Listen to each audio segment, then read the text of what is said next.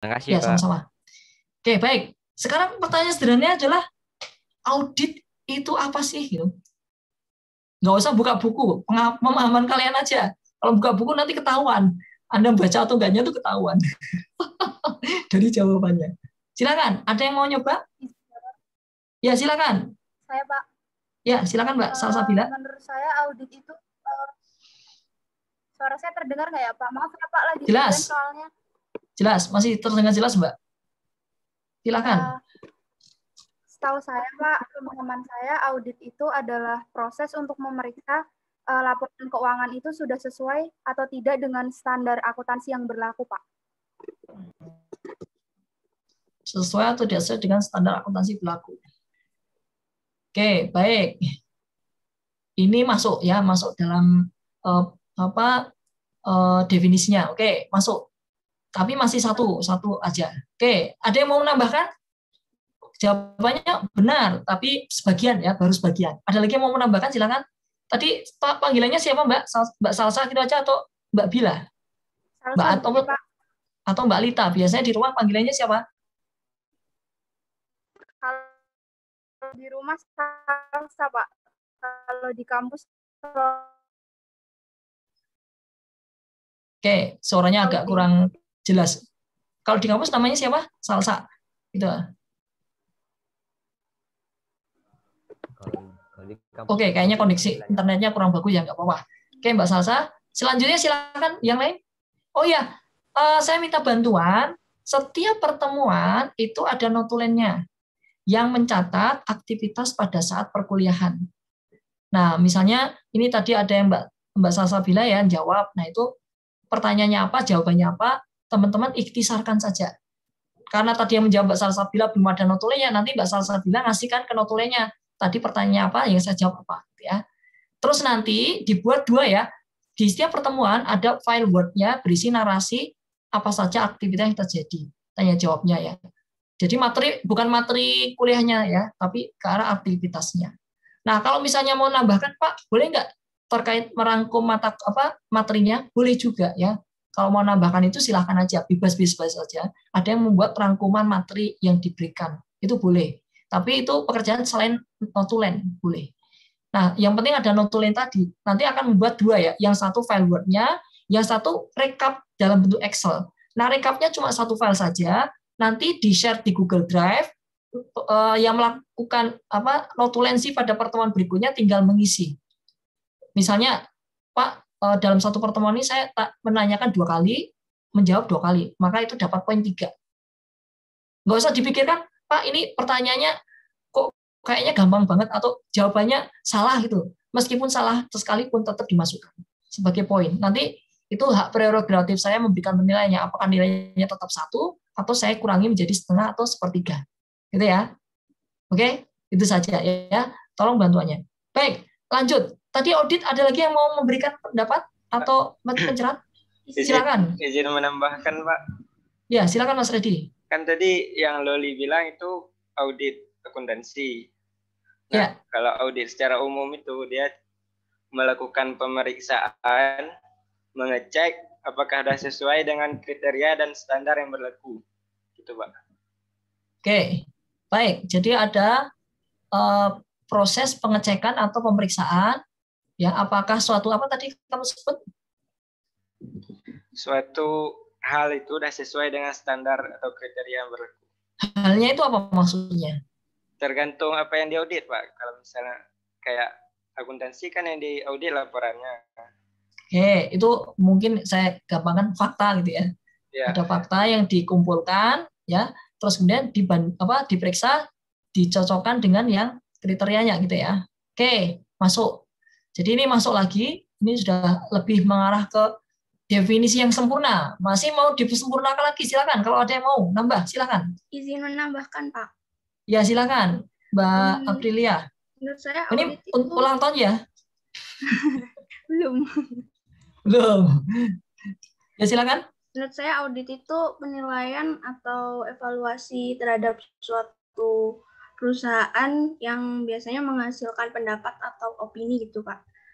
Dan memastikan sudah sesuai dengan prinsip akuntansi yang berlaku. Oke, baik. Jadi ini Mbak Aprilia sudut pandangnya murni akuntan. Murni sudut pandang akuntan. Ya boleh aja ya. Boleh aja. Ada lagi yang mau nambahkan? Silakan. Saya Pak. Ya, silakan. Mbak Putri. Audit adalah kegiatan yang bertujuan memeriksa kinerja suatu entitas itu sudah efektif atau belum. Oke, itu sudah spesifik lagi, Mbak. Auditnya udah audit spesifik lagi. Jadi bukan audit secara umum. Boleh ya, tapi itu audit secara spesifik. Nanti akan saya jelaskan dikit. Kita ngelihat dari sudut pandang audit secara umum. Jadi yang disampaikan Mas, ini panggilannya Redi atau Anis?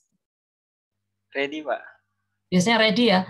Yang disampaikan Mas Redi itu hampir sempurna. Silakan kalau ada yang mau menyempurnakan lagi. Sudah benar, itu jawabannya sudah benar. Ada beberapa yang bisa ditambahkan. Cuma ada beberapa yang mungkin bisa ditambahkan. Silakan yang lainnya. Ayo silakan. Ya silakan. Oke, Mbak Agnes.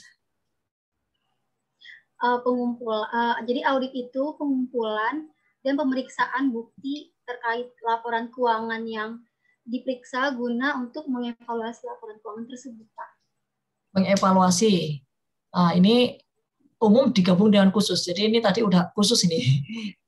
Khusus lebih ke arah sudut pandang akuntan ya, nggak apa-apa. Jadi oke, kita masukkan yang lainnya silakan. Ada sudut pandang lain? Tadi yang umum ada dari Mas Redi. Mau ditambahkan lagi? Silakan. Ada yang mau nyoba?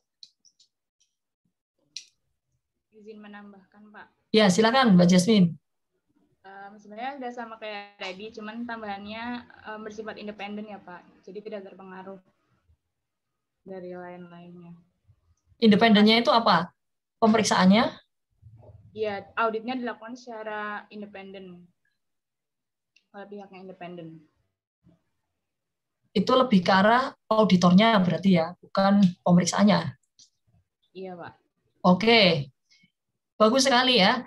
Jadi sebenarnya namanya audit itu adalah istilah umum. Pengauditan dengan pemeriksaan itu bukan hal yang sama. Maka nanti teman-teman ya, mungkin di pajak ada yang namanya pemeriksa pajak. Ada juga auditor pajak ya misalnya ya. Setahu saya kalau di BC namanya juga pemeriksa ya, verifikator dan seterusnya. Verifikator, pemeriksa itu beda. Jadi pemeriksaan, auditing itu beda. Jadi ini yang mungkin teman-teman harus pahami ya, pengauditan itu beda dengan pemeriksaan, beda dengan verifikasi. Ya, gitu ya. Itu yang mungkin teman-teman harus pahami ya. Nah, yang namanya auditing itu secara umum apa? Secara umum adalah biasanya dimulai dari pengumpulan bukti ya, yang berupa nanti akan menjadi fakta, kemudian kita akan bandingkan dengan kriteria, gitu ya. Ada bukti berupa fakta ya, fakta, kemudian kita bandingkan dengan kriteria. Ya. Tujuannya adalah untuk tujuan tertentu.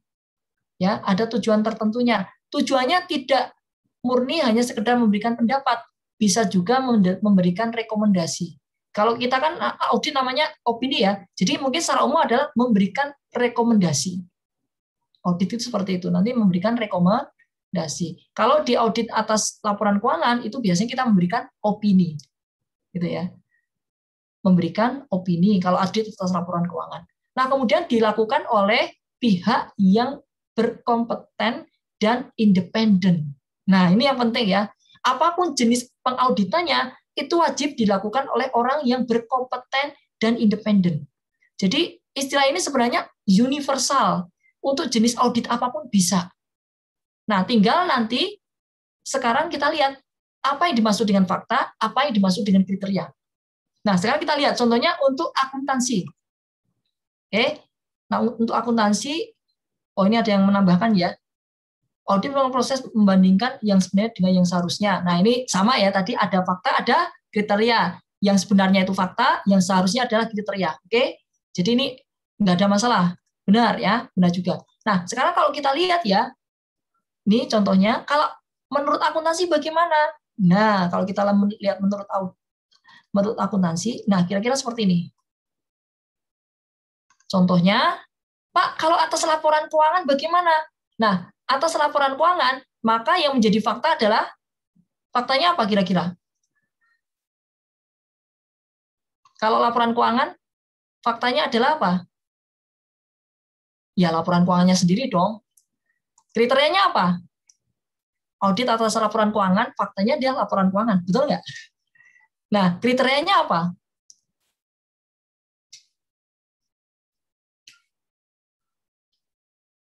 Standar akuntansi, Pak. Nah, nggak usah ragu-ragu. Saya yakin teman-teman pada tahu semua. Kenapa nunggu-nunggu ya? Padahal ya namanya kriteria berarti apa? Laporan keuangan itu kan biasanya disusun berdasarkan standar yang berlaku. Prinsip dan standar akuntansi yang berlaku umum ya. Oke, jadi kita harus mendasarkan atau menggantung ibaratnya ya, kita harus sesuai dengan standar akuntansi keuangan yang berlaku, PSHK misalnya. Kalau misalnya sekarang pakai IFRS, ya kita adopsi juga IFRS-nya. Gitu ya, itu kriterianya dari situ. Nah, nanti sambil jalan bagaimana? Tergantung sudut pandang kita ngaudit apa. Kalau misalnya kita ngaudit misalnya ya, Pak, yang kita audit sistemnya, bisa nggak? Ya bisa. Yang kita audit sistemnya, itu menjadi fakta, sistem yang berjalan di perusahaan. Kriterianya adalah apa? Bisa best practice yang ada di lapangan, atau bisa menggunakan aturan yang mungkin berlaku di lapangan. Entah itu menggunakan standar dari ISO, entah itu standar keamanan tertentu, ya, atau menggunakan misalnya, Pak, saya menggunakan ISAKA ya, ISAKA itu ada namanya COVID ya, boleh. Jadi itu standar atau kriteria ya, kriteria yang digunakan. Itu pasti akan dibuat terlebih dahulu pada saat audit. Pak, bagaimana kalau misalnya standarnya nggak ada? Ya harus didiskusikan dengan auditi. Kamu mengerjakan ini, itu patokannya apa? Nah, patokan itu yang Anda buat sebagai kriteria. Kalau misalnya ada SOP, ya SOP-nya menjadi kriterianya. Yang dikerjakan, kenyataannya itu adalah faktanya. Contoh sederhana kan seperti itu. Gitu ya. Jadi, itu yang teman-teman harus pahami. Ada fakta, ada kriteria, kita bandingkan. Kesesuaiannya, tingkat kesesuaiannya seperti apa. Nanti hasilnya apa? Bisa kita memberikan rekomendasi. Contohnya ini, Pak, yang memberikan rekomendasi apa? Nah, kita lihat nih. Coba kita lihat di sini. Audit itu ternyata ada macam-macam. Biasanya dikategorikan dalam 3 besar. Yang pertama adalah audit atas laporan keuangan. Yang kedua, audit operasional. Yang ketiga, audit dengan tujuan tertentu. Salah satunya adalah investigasi. Nah, kalau misalnya audit keuangan, hasil akhirnya adalah apa? Opini ya. Apakah itu opini wajar, tanpa pengecualian, apakah itu opininya adalah dengan pengecualian, apakah disclaimer atau adverse ya, menolak memberikan pendapat atau tidak memberikan opini gitu kan. Tidak wajar atau tidak memberikan opini, menolak memberikan pendapat ya. Kira-kira seperti itu. Atau mungkin dengan paragraf penjelas dan seterusnya. Oke, yang menarik adalah itu. Jadi ternyata hasil akhirnya tidak hanya opini. Kalau audit operasional, hasilnya mungkin tidak berupa opini, tapi hasilnya adalah rekomendasi. Nah, yang menarik ya, ketika saya bincang-bincang dengan teman-teman yang di Ijen, itu kan internal auditor. Ijen itu internal auditor. Saat ini memang audit, misalnya kedua tadi apa, audit operasional, itu lebih diarahkan untuk mengaudit kinerja. Jadi kalau tadi ada yang menyampaikan audit kinerja, itu spesifik. Salah satu jenis audit operasional, audit kinerja. Ya, ada 3E audit misalnya, efektivitas, efisiensi, dan ekonomis. Ya, itu 3E audit. Oke, nah itu beda ya, itu sudah spesifik. Biasanya hasilnya adalah rekomendasi. Nah, tapi Ijen kemudian apa? Dia sudah sedikit advance. Audit-audit yang bersifat khusus tadi ternyata bisa juga memberikan opini. Ya, opini seperti yang tadi laporan keuangan, wajar enggak? Ya, kira-kira seperti itu. Ya, jadi ini udah menarik ya menurut saya. Dan yang menarik lagi sekarang ada yang namanya key matter audit. Key matters ya, apa hal-hal yang membuat bermasalah ya, yang membuat pada saat di audit kita menemukan sesuatu yang tidak sekedar material, tapi ini mungkin kaitannya seperti going concern ya, kayak dulu going concern kan memang ada penekanan ya, tapi ini bukan going concern, ada yang lain yang mungkin ya bisa mengganggu efektivitas dan operasi perusahaan. Contohnya misalnya karena ada tuntutan hukum yang bisa nanti membuat perusahaan harus membayar denda sekian juta dolar misalnya kan. Nah, itu potensi merugikan bagi perusahaan. Dan itu key matter audit sekarang sudah menjadi hal yang umum ya. Kalau dulu itu pendek, sekarang malah panjang-panjang laporannya, laporan auditnya. Ya, kalau dulu hanya sekedar WTP gitu kan, dan mungkin ada paragraf penjelas. Nah, sekarang ada beberapa penambahan. Gitu ya. Ini yang mungkin menarik. Nah, ini yang teman-teman perlu tetap pahami ya. Jadi terkait dengan audit kita tetap melihat. Nah, sekarang kalau kita lihat lagi, Pak, kenapa di sini ada audit sistem informasi dan kecil sekali? Nah, mungkin perlu saya perjelas bahwa di sini adalah menurut sudut pandang auditor. Kalau menurut sudut pandang profesi lain seperti orang IT profesional, maka mereka melihat bahwa audit sistem informasi atau teknologi informasi itu sangat besar sekali. Ruang lingkupnya besar. Nah, kenapa di sini seperti dikerdilkan atau kecil? Karena sebenarnya intinya gini, ketika kita mengaudit laporan keuangan, kita memahami ternyata Pak, laporan keuangan dihasilkan dari sistem berbasis komputer. Nah, karena dihasilkan dari sistem yang berbasis komputer, maka kita mau nggak mau melihat sistemnya seperti apa. Nah, artinya kita ya mau nggak mau memeriksa sistemnya seperti apa. Ya, oke? Kira-kira seperti itu. Nah, karena mungkin keterbatasan atau mungkin fokusnya beda, atau fokusnya sekali lagi ya, kalau kita kan fokusnya audit atas laporan keuangan, bukan sistemnya. Maka yang penting adalah yang kita lihat adalah apakah sistem tersebut sudah berjalan dengan benar sehingga menghasilkan laporan keuangan yang bisa kita andalkan. Pada saat kita mengambil opini, memberikan opini kita itu sudah berdasarkan pertimbangan yang manusiawi, logis, rasional, gitu kan. Nah, ini yang pentingnya. Kenapa? Karena di sini ketika auditor mengeluarkan opini, itu harus berdasarkan keyakinan. Yakin, oh ini laporan keuangannya wajar. Kenapa yakin? Karena dari pemeriksaan saya, dari yang saya audit A, B, C, D sampai Z-nya, nggak ada masalah. Nah, kalau sudah seperti itu, auditor mengeluarkan opini atau pendapat wajar tanpa pengecualian, itu mungkin sudah pas berdasarkan apa yang dia peroleh di lapangan. Tapi kalau misalnya di lapangan, wah ini kok kayaknya datanya nggak bisa diandalkan, saya nggak bisa ngolah lebih lanjut, maka auditor bisa mengambil measure atau pertimbangan, ya udah ini kayaknya saya nggak berani mengeluarkan opini. Kenapa? Karena datanya itu tidak bisa diandalkan. Misalnya seperti itu. Dan itu sangat material. Sehingga kalau saya memberikan pendapat wajar dengan pengecualian sekalipun, ada kemungkinan di masa yang akan datang kena tuntutan hukum. Loh, tuntutan hukum bagaimana? Karena kita dianggap memberikan informasi palsu kepada pengguna laporan audit kita. Ini menjadi problem. Pak, bisa nggak dihukum? Bisa. Bisa. Jadi kita bisa kena denda administratif, hukum perdata, maupun hukum pidana. Ini yang mungkin teman-teman harus pahami. Oke, baik, sampai di sini ada pertanyaan. Jadi mengapa kok di sini Pak ada audit informasi tapi kecil? Karena ini sebenarnya kita mengambil irisan kecilnya saja.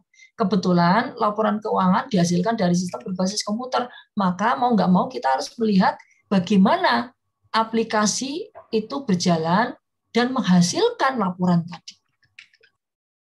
Nah, kemudian TABK itu sebenarnya besar, cuma di sini kita hanya menggunakan sebagian untuk keperluan audit, gitu ya, sebagian untuk keperluan audit. Nah, dari sini artinya apa? Bahwa kita terpaksa menggunakan TABK, kenapa? Karena kebetulan sistemnya berbasis komputer juga. Gitu ya, intinya seperti itu. Jadi, sama seperti mengapa kok kita perlu memeriksa atau mengaudit sistem informasinya, karena laporan keuangannya berasal dari suatu sistem yang berbasis komputer. Nah, agar kita mengauditnya lebih cepat, lebih ekonomis, dan lebih presisi, akurat ya, maka kita menggunakan TABK dalam hal pengauditannya. Oleh karena itu, ya, maka dalam hal kita mempelajari mata kuliah ini, teman-teman wajib punya dasar terkait dengan komputer. Maka dulu ada Applikom ya, Applikom itu udah basicnya. Ya, berikutnya ini fondasi utamanya adalah 3 mata kuliah besar. Yang pertama adalah akuntansi. Teman-teman harus paham akuntansi. Kenapa? Karena akuntansi itu sebagai dasar teman-teman melakukan pengauditan. Paham akuntansinya. Ya, kemudian paham bagaimana suatu sistem bekerja, sistem informasi akuntansi bekerja di suatu perusahaan. Maka SIA ini penting sekali. Selanjutnya, bagaimana cara mengaudit. Jadi ini 3 mata kuliah penting yang menjadi dasar, menjadi fondasi untuk mata kuliah TABK. Oleh karena itu, saya menyarankan sekali bahwa teman-teman tetap buka buku AKM, buku sistem, dan buku akuntansinya. Buku apa ya? Satu lagi tadi. Buku sistem, buku AKM, dan buku audit. Sorry. Audit malah nggak boleh. Ya. Auditnya Arens boleh. Selain Arens juga boleh. Holmes. Kalau dulu saya pakai Holmes ya. Pendekatan lama. Atau pakai risk-based audit juga boleh. Ya. Kemudian yang kedua, buku AKM. AKM-nya pakai model Stiss Quotient juga boleh. Smith Quotient atau Stiss and Stiss. Kalau yang sekarang menggunakan Isowagen, silahkan. Pak, sekarang pakai IFRS? Ya, pakai IFRS. Gitu. Pak, bagaimana kalau misalnya ada aturan di luar IFRS? Emang ada? Ada nggak aturan kita menyusun laporan keuangan di luar IFRS? Kita menghitung sesuatu menggunakan aturan di luar IFRS. Ada nggak? Ada yang tahu? Halo? Ada yang tahu kira-kira? Pakai SAK, Pak. Nah, PSAK itu kan ya, IFRS itu masuk PSK masih sama, Mas. Itu maksudnya kita pakai itu. Selain itu ada nggak? Selain kita menggunakan PSK dan IFRS tadi, itu kan satu sebenarnya, Mas, IFRS itu. Karena PSK kan ngambil dari IFRS juga gitu. Ada nggak yang lain? Yang Amerika itu, Pak. Ya, Amerika. Kita pakai itu. Enggak, kita nggak pakai Amerika. Ya Amerika punya Amerika, kita nggak pakai punya Amerika, ya kita berdasarkan yang menurut IAI apa, ya itu yang kita pakai, ya, yang kita pakai gitu. Kecuali perusahaannya itu melisting bursa efek Amerika, perusahaan Telkom, ya itu listing di bursa efek Amerika di New York misalnya, New York Stock Exchange. Nah kalau dia listing di situ, mendaftarkan sebagai perusahaan go public, maka mau nggak mau dia harus mengikuti aturan yang ada di Amerika, termasuk penyusunan laporan keuangannya. Gitu ya. Jadi itu tergantung kondisi ya, kondisi. Nah, tapi kalau dalam kondisi umum, kita tidak hanya menggunakan dari PSAK, dari IAI, tidak hanya sekedar itu. Ada nggak yang lain? Silakan, ada yang punya pendapat? Ada nggak yang lain kira-kira? Aturan mana lagi?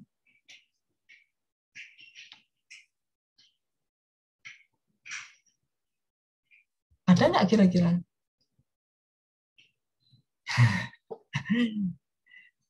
SAP bukan, Pak? Nah, SAP kan punya pemerintah, Mas. Untuk lembaga instansi pemerintahan. Kalau SAP ya. Kalau perusahaan swasta, ya enggak lah. Bagi mereka nggak mengikat. Apa kira-kira?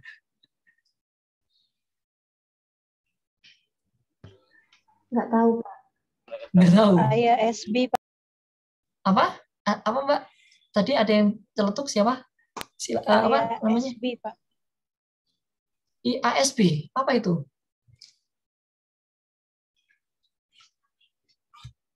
Ikatan Akuntan Serba Bisa. International Accounting Standard Board ya, Pak? International Accounting Standard Board. Nah, sekarang apakah IAI menyebut itu masuk sebagai yang kita harus ikuti? Apa cukup menggunakan IAI aja? Nah, kalau memang tadi kasusnya Anda listing di suatu negara tertentu, berarti Anda harus mengikuti aturan yang ada di negara tersebut. Intinya kan seperti itu. Tapi kalau sekarang normal-normal saja, kita nggak kemana-mana, tetap di Indonesia, ya bagaimana? Ya intinya adalah kita mengikuti aturan yang ada di Indonesia juga dong. Emang ada aturan lain selain dari IAI? Contohnya misalnya penyusutan. Apakah penyusutan ya teman-teman hanya stick yang berdasarkan dari IAI aja?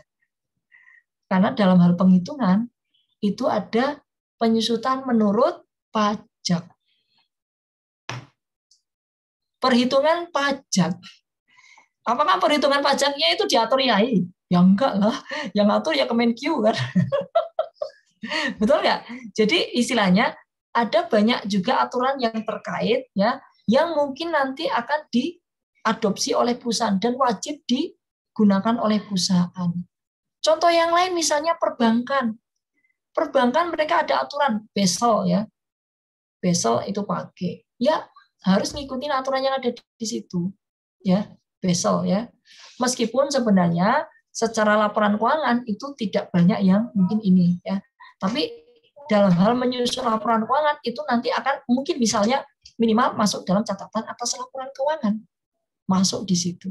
Nah, ini teman-teman wajib mungkin ingat atau wajib dalami ya. Jadi tidak hanya melihat kondisi apa adanya saja, tapi kita melihat apa dinamika yang terjadi di luar.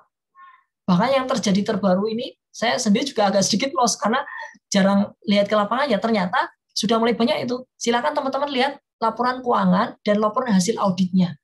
Nah, sekarang mungkin bahasanya agak sedikit beda dengan yang sudah ada. Yang sudah pernah teman-teman pelajari di buku Arens sekalipun.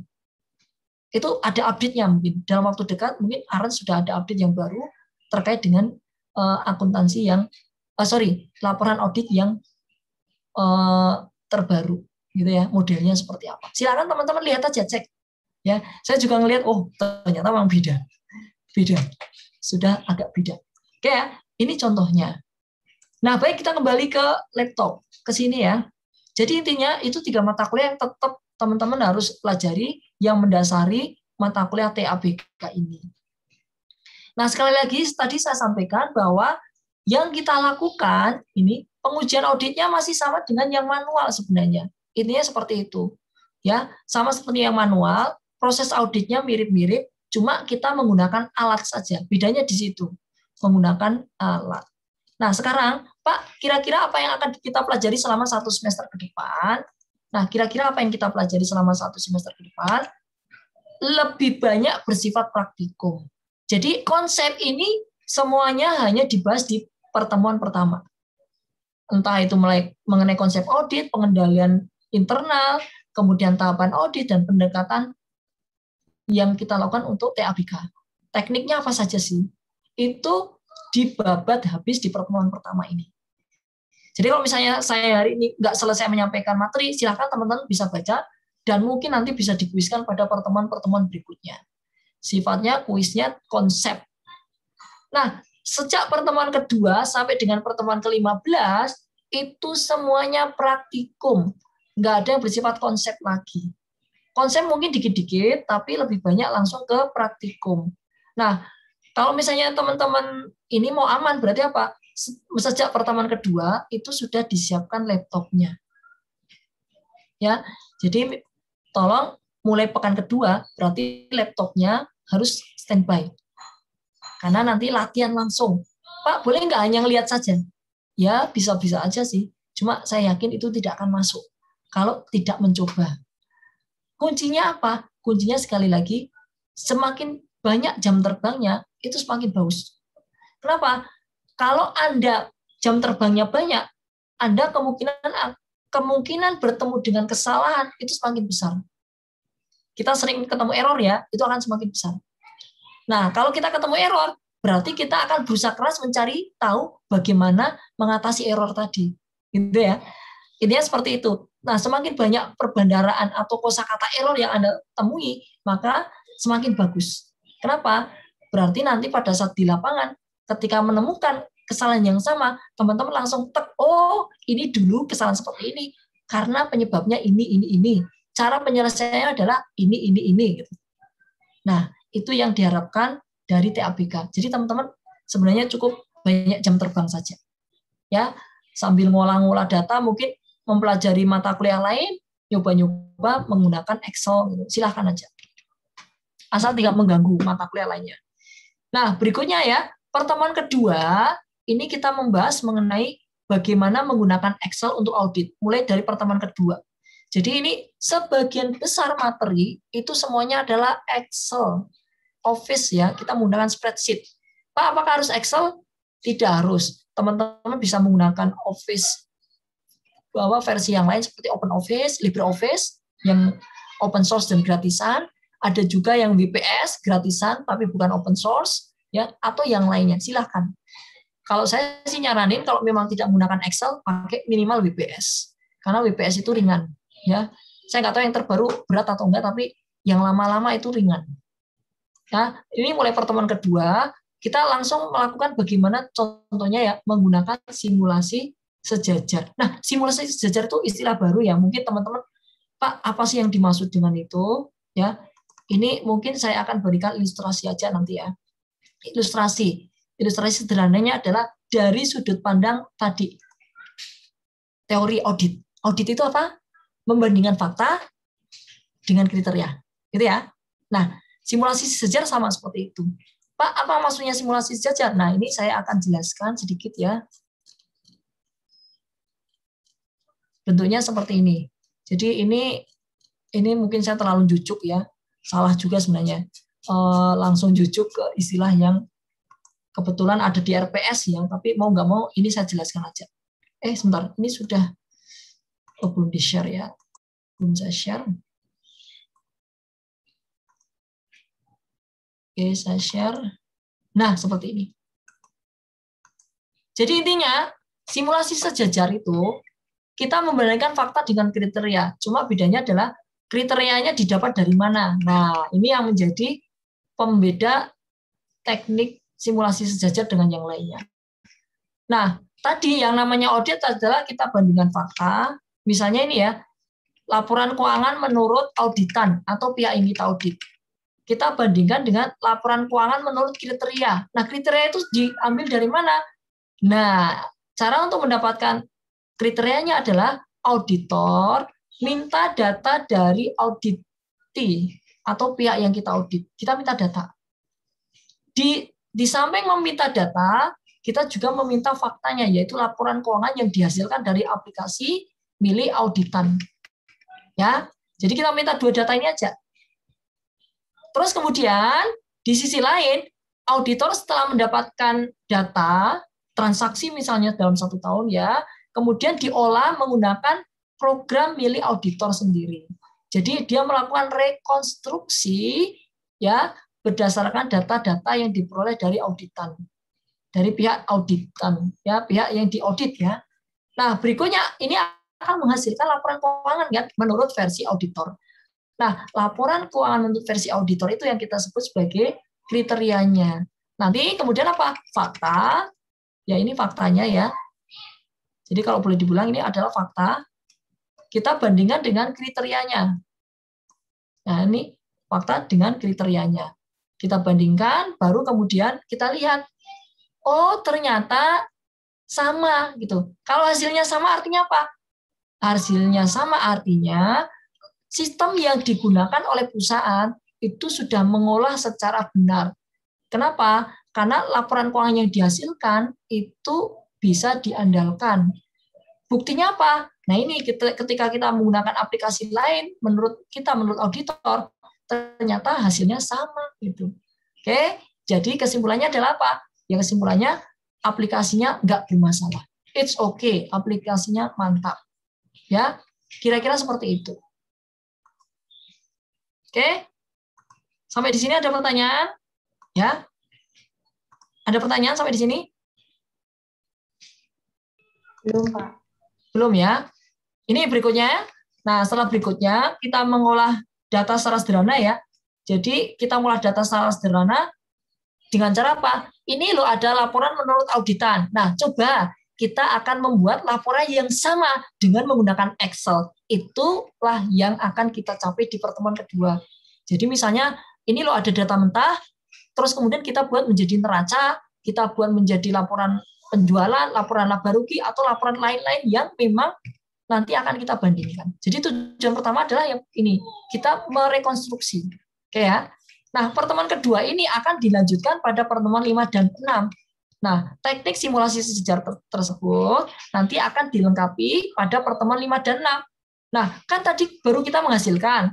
Maka di pertemuan 5 dan ke-6, dari data atau dari laporan yang kita hasilkan, kita bandingkan dengan data atau kita bandingkan dengan fakta yang ada. Perbedaannya bagaimana cara menemukannya? Nah, itu yang akan kita bahas di pertemuan 5 dan 6. Kita akan menguji ya ada nggak perbedaan ya. Caranya bagaimana? Nah, tekniknya akan dipelajari di pertemuan 5 dan 6. Nah, berikutnya ada pertemuan ketiga dan 4. Nah, untuk pertemuan 3 dan 4 ini lebih mengarah ke sebelum pengolahan data. Jadi sebelum pengolahan data kan kita mencari datanya terlebih dahulu. Entah itu lewat ekspor atau cara lain, misalnya kita nembak langsung ke servernya bisa. Nah, itulah yang kita namanya ekspor ya. Kita mengekspor data. Ya, kita mengekspor data. Nah, berikutnya kita akan mengerjakan di Excel. Nah, karena kita mengerjakan di Excel, file yang kita peroleh kita impor. File yang kita tadi peroleh dari Audity kita impor ya ke dalam Excel. Nah, proses ngimpornya bagaimana? Itu yang akan kita pelajari di pertemuan ketiga. Pertemuan keempatnya adalah kalau kita konversi data dari aplikasi lain, ada kemungkinan kesalahan atau perubahan data. Maka kita perlu validasi untuk meyakinkan bahwa datanya memang bisa diolah. Kalau terlalu banyak error, artinya apa? Datanya nggak bisa kita andalkan dan kita tidak bisa olah lebih lanjut. Gitu ya. Nah, terakhir, sebelum UTS, teman-teman belajar bagaimana membuat kertas kerja. Salah satu contohnya nanti teman-teman akan melihat aplikasi yang dibuat oleh PPAJP. PPAJP silakan teman-teman browsing ya. PPAJP itu apa? Ya, ada di Kementerian Keuangan PPAJP. Itu ada namanya aplikasi Atlas. Aplikasi Atlas itu digunakan untuk membuat kertas kerja bagi kantor audit kecil ya. Bisa menggunakan itu. Ya, tinggal memasukkan data-datanya, nanti kertas kerjanya akan terisi. Ya, memudahkan auditor untuk melakukan tindakan pengauditan dan mengadministrasikan hasilnya. Nah, ini akan kita capai di pertemuan ke-7. Nah, sebenarnya tujuannya adalah apa? Tujuannya pada saat nanti ujian, itu kan teman-teman harus mengorganisasikan cara menjawabnya dan cara menata filenya. Jadi, mungkin bukan file ya, worksheet-nya. Karena nanti dalam satu file ada terdiri dari 10 worksheet. Nah, 10 worksheet itu diberi nama, dan nanti linknya itu akan kita buat sehingga ketika kita mau membuka sheet ke-10, kita tidak perlu browsing ke kanan atau kita scroll ke kanan, cukup kita mencet linknya saja. Nah, ini yang akan membantu pada saat ujian tengah semester. Baru kemudian setelah TABK, setelah UTS tadi, TABK-nya baru bersifat serius di pertemuan 9 sampai dengan 15. Pertemuan 9 dan 10 kita nanti akan mengoprek atau mengolah data dan menggunakan tabel. Nah, ini mungkin di sini teman-teman akan menginstal aplikasi pengolah database ya. Jadi nanti akan kita jelaskan seperti apa. Insya Allah akan disederhanakan ya. Jadi nggak usah takut, Pak ini bukan Excel, bukan. Tapi nanti akan kita sederhanakan. Yang penting teman-teman logikanya nyambung dulu. Baru kemudian pengujian-pengujian yang biasa kita lakukan, ada pengujian analitis, pengujian substantif, itu ada di pertemuan 11 sampai dengan pertemuan 15. Ya, kira-kira seperti itu materi yang akan kita berikan. Nah, yang penting, mungkin teman-teman nanya, Pak, bagaimana terkait dengan, kelihatan nggak ini RPS-nya? Halo? Kelihatan, Pak. Kelihatan ya? Nah, untuk proporsinya bagaimana? Proporsinya UTS maupun UAS itu sama 25%, 25%. Sehingga totalnya adalah 50%. Nah, 50%-nya tadi, yang sisanya adalah untuk aktivitas. Paling tinggi adalah untuk penugasan mandiri atau kelompok. Nah, untuk penugasan mandiri atau kelompok, ini biasanya kadang-kadang teman-teman diminta untuk secara berkelompok membuat satu video terkait dengan materi yang ada di sini. Jadi mungkin materi dari pertemuan 1 sampai dengan 14 silahkan ambil yang menurut teman-teman menarik. Cuma buat maksimal 10 menit misalnya ya. Maksimal video 10 menit nanti diunggah ke YouTube dan akan dinilai oleh yang lainnya. Dinilai oleh mahasiswa lain dan dosen. Gitu ya. Ini salah satu contoh penugasan kelompoknya. Penugasan kelompok yang lainnya bisa jadi contohnya nanti akan saya bahas pada saat pengendalian internal. Nah, ini 14% tuh kuis. Jadi, misalnya ada kuis praktikum, itu masuk ke arah ini, ujian harian, kuis atau review test. Itu bisa pilihan ganda atau praktikum. Karena nanti pertemuan 2 sampai dengan terakhir itu praktikum, nanti mungkin kuisnya benar-benar kuis praktikum. Nah, jangan lupa masih ada 16% yang terdiri dari kehadiran dan partisipasi. Nah, salah satu contoh partisipasi tadi ya, ada yang nanya, ada yang jawab, dan seterusnya, itu masuk ke arah sikap dan partisipasi. Oke, kira-kira seperti itu yang bisa saya jelaskan terkait dengan RPS. Baik, sampai di sini mungkin saya akan istirahat dulu ya. Ini kayaknya pengaruh obat, saya jelasin sambil ngantuk-ngantuk nih. Jadi saya nggak tahu teman-teman juga sama kali ya. Kalau saya memang pengaruh obat, jadi bukan narkoba ya, ini pengaruh obat nih. Obat. Saya baru keluar ke membayar STNK. Nggak taunya kalau bayar online itu kantornya hanya kantor-kantor pusat saja yang bisa. Jadi saya kecele tadi. Udah sampai ke sana, yang pertama, mohon maaf Pak, tutup, ini jam istirahat. Ya saya memang nyari jam 12 kan, karena jam kantor kan kita sampai jam 12. Saya juga udah ngambil waktu jam setengah 12 kan keluar itu. Nah sampai sana, mohon maaf Pak, ini istirahat. Terus kemudian saya bilang, Pak saya udah bayar gimana? Mohon maaf Pak, kalau yang sudah bayar online harus ke kantor pusat. Langsung, kayaknya memang kepolisian perlu reformasi nih. Jadi perlu dirubah cara berbisnis ya. Loh kita kan mau bayar kan untuk kepentingan perusahaan ibaratnya ya. Harusnya dipermudah gitu ya. Nah ini yang mungkin sama ya. Anda kuliah di kampus STAN, nanti kan menjadi calon pegawai negeri. Tolong kalau misalnya menjadi calon pegawai negeri, dibina semestinya dengan baik. Nah ini tugas dosen dan tugas dari pihak kampus. Nah tugas teman-teman adalah ya tadi menikmati sajian hidangannya. Kalau memang ada yang kurang menarik, teriak saja nggak apa-apa, sampaikan. Tapi disampaikan dengan cara yang saluran yang baik ya. Mungkin bisa pakai diplomasi atau cara negosiasi yang halus gitu ya. Tapi negosiasinya bukan pada saat selesai ujian. Yang penting itu ya, saya tidak akan membuka negosiasi setelah ujian. Ya. Karena apa? Karena sekali lagi penilaian itu memang hak prerogatif saya, tapi nilai itu bukan dari saya, tapi dari teman-teman sendiri. Ya, saya bisa memberikan nilai 100 kenapa? Karena teman-teman bisa mengerjakan secara benar. Gitu ya. Bukan saya yang mengerjakan, saya kan cuma menilai gitu ya. Itu intinya itu saja. Makanya tadi dari awal saya bilang bahwa ilmu itu adalah mencari keberkahan, bukan mencari nilai. Kalau teman-teman mencari nilai, ya dapat nilainya. Tapi setelah selesai ujian, selesai. Ilmunya hilang. Tapi kalau kita mencari keberkahan, ya meskipun yang kita pahami dikit, tapi dilalanya yang sedikit itu nanti pada saat di lapangan kepake, Mas. Insya Allah, gitu. Kira-kira seperti itu. Ya, insya Allah seperti itu. Baik ya, kita akan istirahat dulu selama 15 menit. Kita ketemu lagi berarti jam 15.40 ya. Benar ya? 15 menit dari sekarang jam 15.40. Silakan bagi yang mau istirahat, sholat silakan. Bagi yang lainnya mau mendengarkan musik atau melihat duta silakan. Ya silakan. Saya tutup dulu.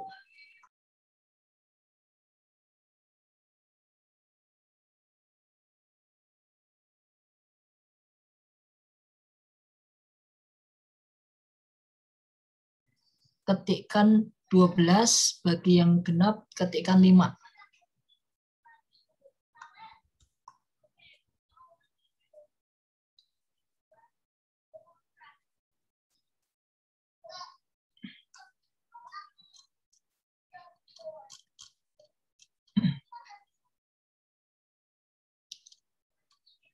Oke, baik. Kita lanjutkan ya.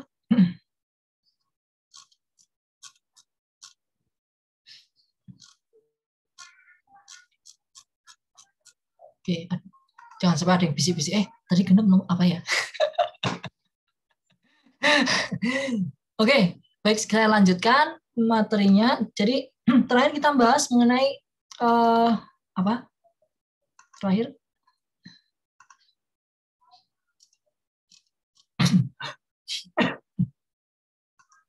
Terkait dengan apa yang kita pelajari selama 1 semester ke depan ya. Oke, terus kemudian setelah RPS-nya sudah saya sampaikan, kemudian ini ada beberapa materi penting yang akan saya sampaikan juga. Jadi mengapa kok teman-teman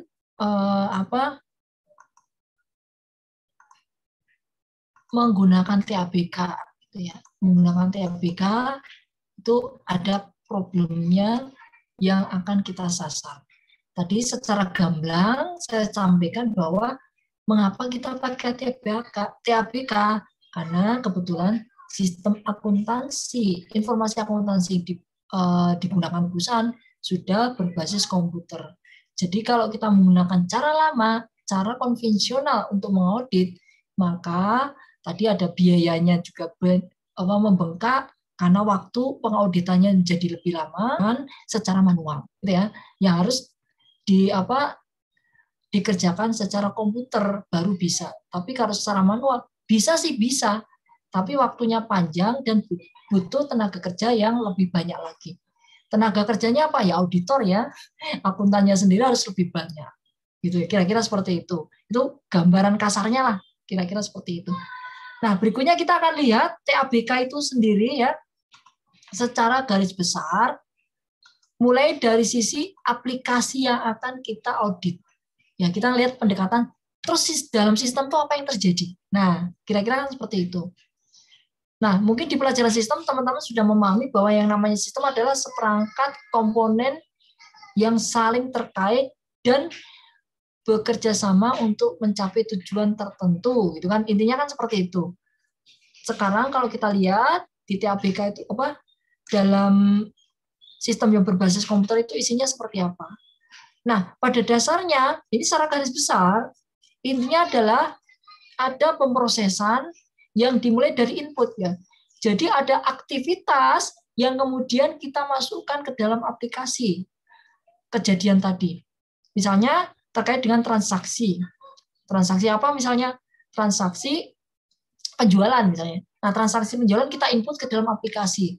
Nah, kemudian setelah transaksi tersebut diinput, kita akan proses ya. Kita akan posting ke dalam buku besar, posting ke buku pembantu, kemudian kita lakukan penyesuaian, kita melakukan closing, dan pengiktisaran yang ujung-ujungnya nanti akan menghasilkan laporan keuangan, entah itu neraca atau arus kas atau yang lainnya. Nah, ini prosesnya seperti ini ya. Nah, cuma dalam perjalanannya, penggunaan aplikasi tersebut bisa bermata dua. Bisa memudahkan, sekaligus juga bisa menyulitkan bagi perusahaan. Intinya sama sebenarnya. Ketika perusahaan menggunakan aplikasi, itu sebenarnya yang dituju adalah kemudahan. Dan kemudahan itu benar terjadi. Cuma kita harus paham bahwa ketika kita menggunakan aplikasi, maka kita harus bersedia menanggung konsekuensinya. Contohnya sederhana ya. Karena kita pakai aplikasi, ada kemungkinan kita aplikasinya dibajak, kena virus, kena malware dan seterusnya. Itu salah satu contoh, ya, salah satu contoh. Sehingga apa? Setiap aktivitas yang terkait dengan aplikasi mungkin di sepanjang perjalanan akan ada resiko yang mungkin dihadapi, resiko baru yang terjadi, ancaman baru yang terjadi. Itu yang teman-teman harus perhatikan. Oleh karena itu, ketika kita memahami proses pencatatan atau bisnis proses akuntansi dalam suatu perusahaan, maka kita harus melihat pengendaliannya. Nah, ini di atas ini ada sistem pengendalian internalnya. Kita lihat apakah ada aktivitas pengendalian yang diimplementasikan oleh perusahaan, mulai dari proses input sampai dengan outputnya. Nah, ini akan kita pelajari ya pada saat di lapangan. Maka bagaimana kita mempelajari itu ada di tahapan yang mana? Teman-teman tinggal lihat tahapan auditnya. Nah, contohnya seperti ini ya. Tahapan auditnya bagaimana? Nah, di awal kita ada perencanaan, misalnya dipinang oleh perusahaan atau auditi ya. Oh Pak, tolong laporan keuangan perusahaan kami diaudit. Entah itu melalui lelang, entah melalui penunjukan langsung atau apapun itu ya. Biasanya sih kalau perusahaan besar lewat lelang gitu ya. Jadi lelang menunjuk kantor akuntan publik mana yang akan melakukan pemeriksaan. Bisa juga itu penugasan dari kantor ya. Kalau misalnya izin itu kan penugasan. Jadi setelah ada penugasan baru kemudian kita rencanakan auditnya. Berapa orang yang akan kita turunkan? Prosedur program dan prosedur auditnya seperti apa yang akan kita sasar? Yang akan kita buat, yang akan dilakukan. Nah, dari perencanaan audit tersebut, kemudian kita ke klien, ke auditi. Dia awal ada kick off meeting pertama untuk melihat atau berkenalan dengan siapa saja yang auditannya. Kita berkenalan dengan pihak auditan dan kemudian ibaratnya ya memastikan bahwa kriteria yang digunakan memang kriteria yang dipakai oleh perusahaan. Jadi kita memastikan kriterianya, ya kriteria yang auditnya apa? Oh, mereka pakai ini, misalnya. Kenapa pakai ini? Karena dia listing di New York Stock Exchange tadi contohnya ya. Oh, dia listing di Bursa Efek Singapura misalnya, gitu. Sehingga dari awal kita sudah paham. Oh, kriteria yang akan digunakan adalah ini, gitu ya. Nah, berikutnya langkah selanjutnya adalah kita memahami pengendalian internal yang diimplementasikan oleh perusahaan dan melakukan penilaian terhadap risiko pengendalian tadi. Jadi ya kalau kita lihat ya di sini ada input proses output, ini kan ada pengendalian yang dilakukan oleh perusahaan mulai dari inputnya. Nah, dengan memahami bisnis proses, maka kita akan paham ancaman apa saja, risiko apa saja yang mungkin terjadi, dan kita bisa melihat ya, oh ini rawan, oh ini biasa saja, dan seterusnya. Contoh sederhana misalnya, bagaimana kalau teman-teman sakit? Apakah dokter akan memeriksa seluruh tubuh Anda? Tentunya kan tidak ya. Nah, kira-kira seperti itu ya. Ketika kita audit, ya kita akan melihat secara garis besar dulu. Biasanya dokter ketika melihat secara garis besar, ya akan ditanyakan pertama apa kira-kira? Ada yang tahu? Ya akan diperiksa pertama kali apa ketika Anda ke dokter? Bagian yang sakit. Bagian yang sakit, biasanya nggak langsung ke dokter. Biasanya ke perawat dulu. Nah, apa yang diperiksa? Apa data yang mau diambil? Gejalanya, Pak. Gejala? Ya, mungkin ditanyakan. Tapi ada yang lain. Selain itu, apa lagi? Tekanan darah mungkin, Pak. Tekanan darah, Pak. Betul sekali. Ada suhu dan tekanan darah. Biasanya kan perawat akan mengukur dulu suhunya seberapa tinggi. Ya kan? Kalau suhunya sudah 80 derajat, wah itu sudah berbahaya itu.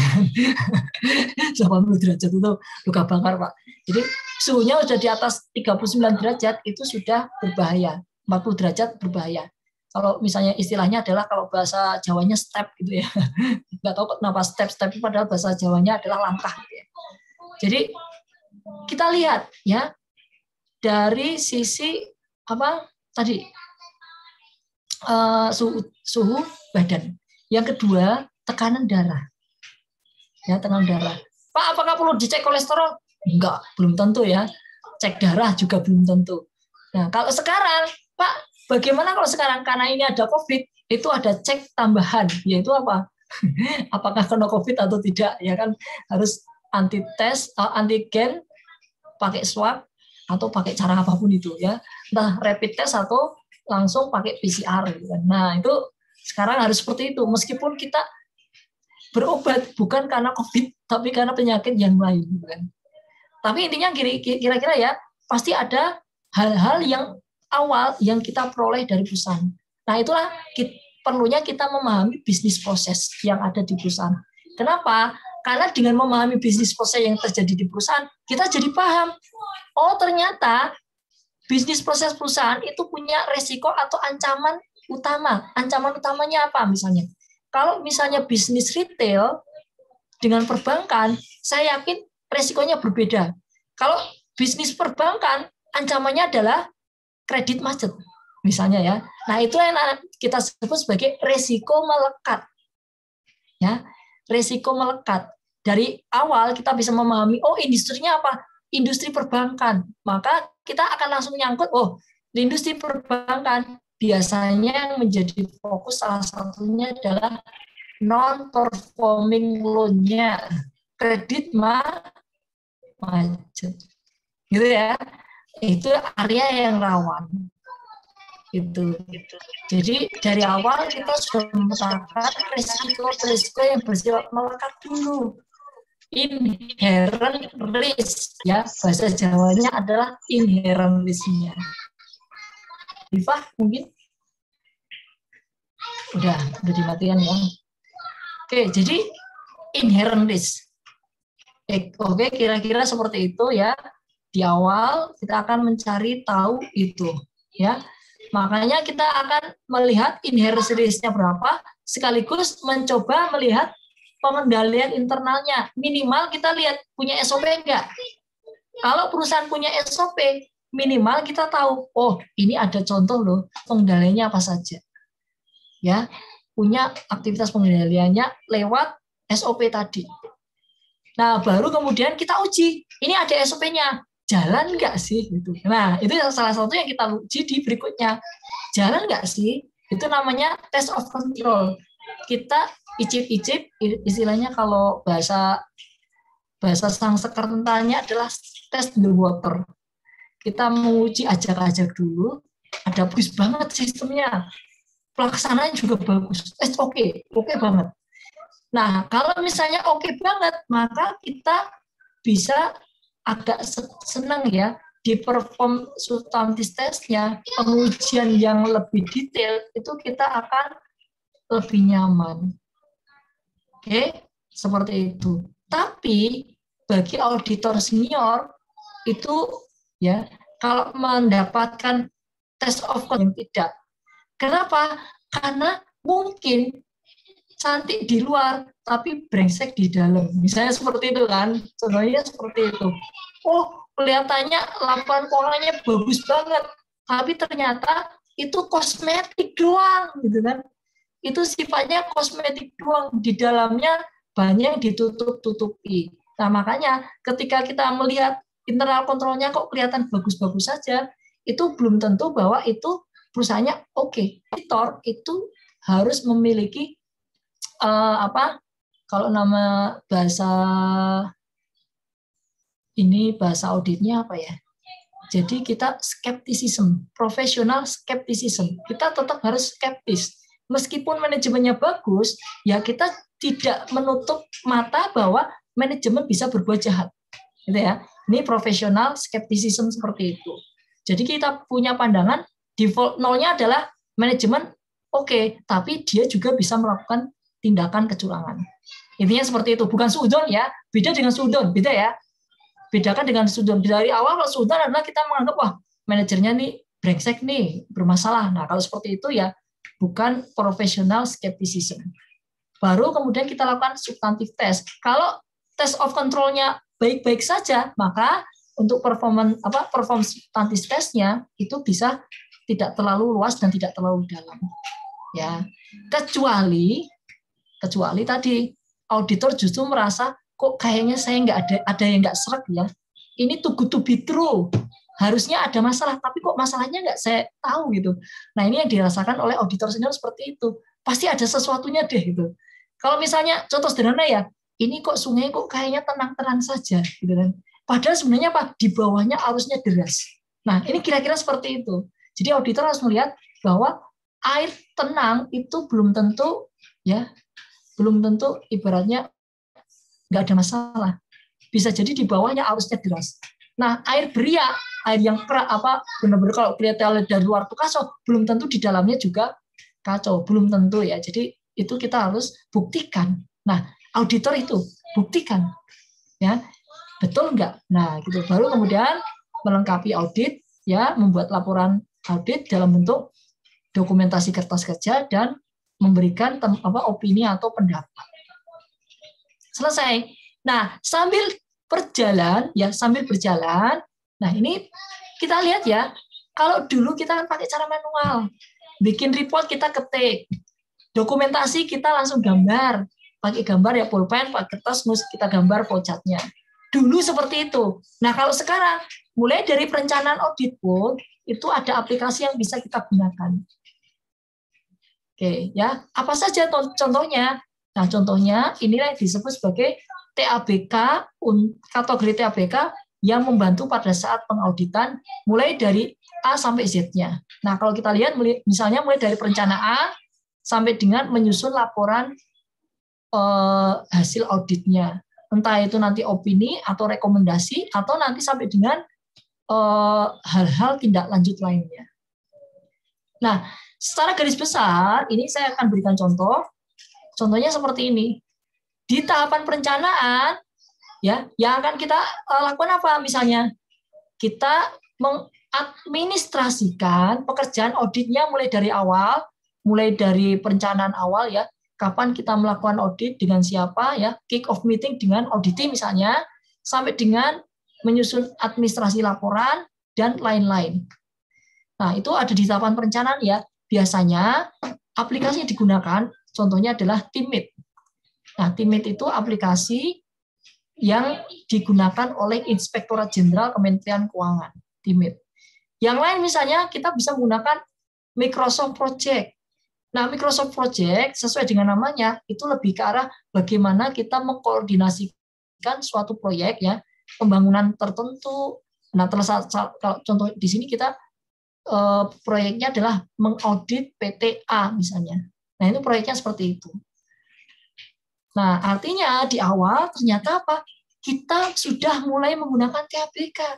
Bentuknya apa? Bermacam-macam. Bisa dalam bentuk audit program generator, working paper generation, ya. Terus tadi ya, kita mengadministrasikan ketua tim, anggota tim, kemudian kertas kerja permanen, kertas kerja yang bersifat aktif gitu ya. Jadi itu yang akan kita lakukan dengan memanfaatkan aplikasi. Nah, ini salah satu contohnya bisa Teammate. Silakan teman-teman browsing ya internet. Kemudian selanjutnya adalah apa? Pada saat sistem analisis sistem dan dokumentasi. Atau pada saat kita melihat apakah pengendalian internalnya itu ada atau tidak. Jadi kita melihat ya, mengidentifikasi, yaitu pada saat langkah ini ya di awal ya, memahami basis proses dan pengendalian internal yang ada. Maka yang dilakukan adalah apa? Kita bisa menggunakan flowchart. Sebentar ya, ini kayaknya saya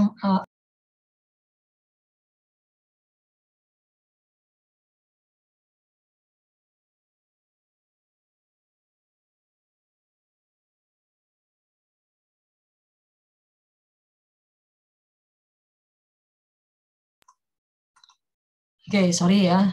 Jadi ada sedikit. Kita lanjutkan ya. Jadi tadi ya, pada saat kita melakukan proses awal audit itu sebenarnya banyak aplikasi yang bisa kita gunakan. Salah satunya tadi ya, terakhir kita sebut misalnya ada bagaimana pada saat dokumentasi ya, mendokumentasikan suatu aktivitas. Biasanya kita gunakan flowchart ya. Nah, untuk flowchart kita bisa menggunakan contohnya di sini ya, untuk flowchart biasanya kita gunakan seperti aplikasi Visio. Microsoft yang punya ya, Visio. Pak, yang lain ada nggak? Ada. Yang lain ada banyak. Jadi tidak hanya sekedar Visio, ada yang lain juga. Oke, sebentar ya. Ini kayaknya masih ada yang...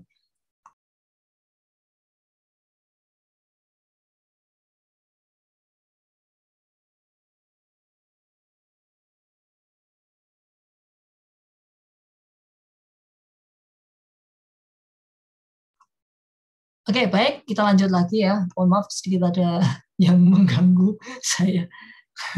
Baik, kita lanjutkan. Jadi, contohnya tadi, kalau untuk dokumentasi, Pak, dokumentasi itu sebenarnya apa sih? Dokumentasi adalah salah satu cara kita mengadministrasikan bukti auditnya. Ya, salah satu cara kita mengadministrasikan bukti auditnya ya. Dengan cara apa? Misalnya kalau ada aktivitas dari A sampai Z, alurnya seperti apa, kita gambar dalam bentuk bagan alir. Nah, bagan alir atau flowchart itu bisa kita buat dalam Visio. Nah, sebenarnya ini mungkin perlu wanti-wanti ya. Pak, apakah Visio itu perlu banget sih? Nah, ini mungkin jawabannya adalah kalau teman-teman mau mendokumentasikan apa yang terjadi yang ada lihat di luar, di lapangan, ini kan dari proses observasi misalnya ya. Kita melakukan observasi terhadap auditi di pekerjaan tertentu ya. Ini di mana tadi? Nah, di sini ya. Pekerjaan auditi. Nah, kita ngelihat prosesnya seperti apa. Kita observasi. Observasi artinya apa? Orang yang kita mau nilai atau kita mau lihat bisnis prosesnya atau prosedur-prosedurnya itu nggak tahu bahwa dia sedang dilihat. Harusnya seperti itu observasi. Nah, biasanya ketika kita mau observasi langsung membuat flowchart-nya pada saat terjadinya. Jadi langsung dari sini ke sini langsung Anda gambarkan. Itu yang harusnya terjadi. Nah, visio itu tujuannya adalah apa? Merapikan saja. Karena kalau gambar tulisan Anda mungkin karena Anda melakukan secara cepat itu tulisannya nggak terbaca kecuali Anda, gitu ya, kecuali oleh Anda. Nah, makanya itu Anda selesai melakukan observasi, buka visio, didokumentasikan secara rapi di sini. Nah, selanjutnya ketika kita melakukan pengujian-pengujian lain, misalnya analytical procedures atau prosedur analitis, kita bisa pakai Excel, kayak rasio-rasio, going concern, terus kemudian margin, dan seterusnya. Gitu ya. Oke, kita pakai Excel bisa. Test of control pun kita bisa Excel bisa. Tapi kalau di perusahaan-perusahaan KP besar, mereka sudah menggunakan aplikasi khusus. Misalnya ya aplikasi khususnya ini, ada ACL, ada IDEA, ada Arbutus, dan seterusnya. Kalau di Ijen itu menggunakan TeamAid dan ACL. ACL ya. Nah, kalau di BPK mereka menggunakan Arbutus. Wallahu alam yang baru mereka tetap masih pakai ini atau tidak, saya nggak tahu. Ya, terus kemudian ada juga yang menggunakan IDEA. Ya, IDEA itu aplikasi khusus untuk audit. Ya, biasanya ini lebih mengarah kita mengolah datanya, ya, mengolah data. Ya, makanya di sini masuk ke dalam pengujian substantif. Kemudian untuk menyusun laporan keuangan bisa kita gunakan Word atau PowerPoint. Nah, agar ini ada punya makna, teman-teman bisa paham, maka kita lihat bedah dulu ya, bagaimana sih proses penyusunan laporan keuangannya. Nah, kalau secara manual, proses penyusunan laporan keuangan itu dimulai dari dokumen, ya, dokumen sumber atau kalau bahasa Jawanya adalah source dokumen. Dari source dokumen tersebut kita gunakan sebagai bukti untuk mencatat, ya, sebagai bukti transaksi yang kita gunakan untuk mencatat jurnalnya dulu. Jurnal masih ingat ada dua kategori jurnal, yaitu jurnal umum dan jurnal spesial, jurnal khusus. Ada yang bisa menyampaikan ke saya jurnal spesial isinya apa saja? Udah lupa. Ada yang masih ingat? Saya udah lupa. Ada yang masih ingat? Jurnal khususnya apa saja? Penyesuaian ya. Bukan itu. Ada yang tahu? Kalau itu adjustment itu bukan, itu masuk jurnal umum, Mbak. Adjustment itu masukkan jurnal umum. Ayo, silakan. Ada yang masih ingat? Kategori penjurnalan itu ada apa saja?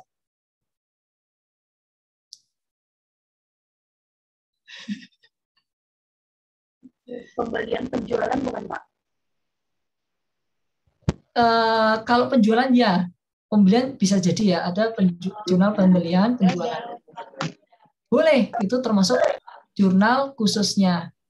Ya, ada lagi yang lain? Jurnal khusus lebih kepada yang berulang, Pak, pembelian, penjualan, penerimaan, pengeluaran kas. Betul sekali, 110%. Betul sekali Mbak Ellen ya. Jadi salah satu contoh penggunaan jurnal khusus adalah apa? Karena transaksinya frequently happening ya. Happeningnya tuh sering happeningnya ya, sering terjadi. Karena sering terjadi, kita masukkan ke special journal dulu. Contohnya apa? Transaksi penjualan. Transaksi penjualan itu sehari bisa berkali-kali penjualan. Loh kok bisa? Nah kan kita punya nasabah banyak, punya konsumen yang banyak, ya, punya customer banyak, sehingga transaksi itu bisa berkali-kali. Bahkan customer yang sama mungkin bisa transaksi lebih dari sekali, bisa jadi, gitu kan? Nah kalau perusahaan besar sih biasanya jarang terjadi, tapi sekali transaksi besar-besar, ya kan? Tapi kalau misalnya coba lihat e-commerce ya, itu transaksinya kecil-kecil tapi banyak, ya. Oke, salah satunya jurnal penjualan. Gitu ya. Yang lainnya adalah jurnal pembelian atau pengeluaran misalnya. Tapi ini biasanya terkait dengan pembelian karena perusahaan itu perusahaan manufaktur atau perusahaan dagang. Terus berikutnya duanya lagi biasanya adalah penerimaan dan pengeluaran kas. Kenapa? Karena dua transaksi itu yang sering terjadi juga. Kenapa? Nah, kalau kita mau beli barang, ya mesti pakai duit lah. Maksud pakai daun, nanti dikira kuntilanak. Jadi kira-kira pada dasarnya jurnal umum adalah jurnal yang jarang terjadi, yang jurnal khusus itu jurnal yang sering terjadi. Dan jurnal umum itu biasanya digunakan, salah satu contohnya adalah mengikhtisarkan. Misalnya ada transaksi penjualan, ada banyak kan, kemudian nanti transaksi penjualan selama 1 hari direkap, baru dimasukkan ke dalam jurnal umumnya. Itu bisa terjadi seperti itu. Gitu ya, ini salah satu contoh. Nah, jurnal umum contohnya bikin apa? Misalnya ya, ada penambahan modal. Nah, itu masuk ke jurnal umum. Financing activity ya, biasanya aktivitas pendanaan masuk ke jurnal umum. Penyusutan, itu juga masuk jurnal umum. Meskipun kalau sebenarnya penyusutan itu kan sesuatu yang rutin, dan bisa kita, bisa kita lakukan identifikasi dari awal. Tapi pembelian aset itu kan jarang. Maka kalau pembelian aset itu bukan masuk ke jurnal pembelian. Kenapa? Karena pembelian aset, terutama yang capital, itu jarang dilakukan. Mungkin setiap 5 tahun sekali bikin atau beli komuter, beli motor, tapi tidak terjadi setiap tahun. Kalau terjadi setiap tahun pembelian mobil atau motornya, kantornya penuh mobil nantinya. Dibanding orang lebih banyak kan mobil dibanding aset yang lainnya. Oke ya, jadi ini yang teman-teman harus pahami. Nah, inilah di di sistem yang manual. Maka dilakukan jurnal, kemudian selain di jurnal, hasilnya diposting. Diposting kemana? Ke Instagram atau Facebook ya, atau ke lain. Diposting ke buku besar dan buku pembantu, ya kan?